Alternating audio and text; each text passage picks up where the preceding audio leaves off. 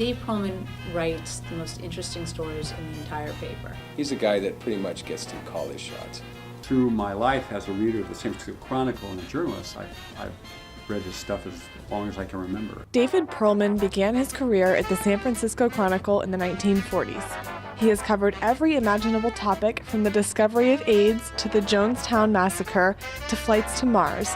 But still, in his corner cubicle in the Chronicle's newsroom, David Perlman learns something new every day. Well, I can't think of anything more interesting and exciting, and every story you write, you're learning something. I cover science now. I report on it. Well, it's like taking an endless postgraduate course without ever graduating. He has a lot of connections outside the paper to San Francisco public life, the educational world, the research and science worlds. He knows people, knows how to get to the bottom of a story quickly. He knows who the right guys are to talk to about a tricky topic. He also knows who to avoid and who not to trust. We all call him Dr. Perlman because, he just feels right. He's got so much information. The 30th anniversary of the HIV/AIDS epidemic was last year, and I was doing, since Dave does science stuff now almost entirely, and I'm health stuff, I was doing a lot of that coverage.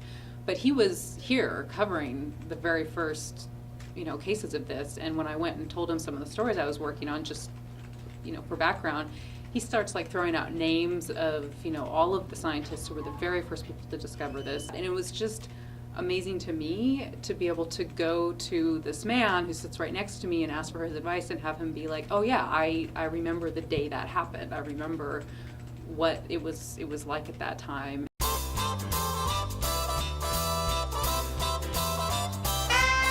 There was a day, just as an example of his willingness to learn, there was a day where I walked into his office and his back was to me because his screen is facing the window. And I walked up behind him and I asked him what he was doing. And he said, all my life, and this is a guy who was 90 at the time, all of my life I have been typing with 2 fingers. I'm taking a typing class to figure out how to use all of my fingers. And about 2 weeks later, he had given it up as hopeless. I've known him for 41 years now, and I've had a lot of friends at the Chronicle and a lot of dinners that last late into the night where people get to conversations that will assess each colleague's strengths and weaknesses. And every woman who ever worked here thinks David Perlman is hot. Still.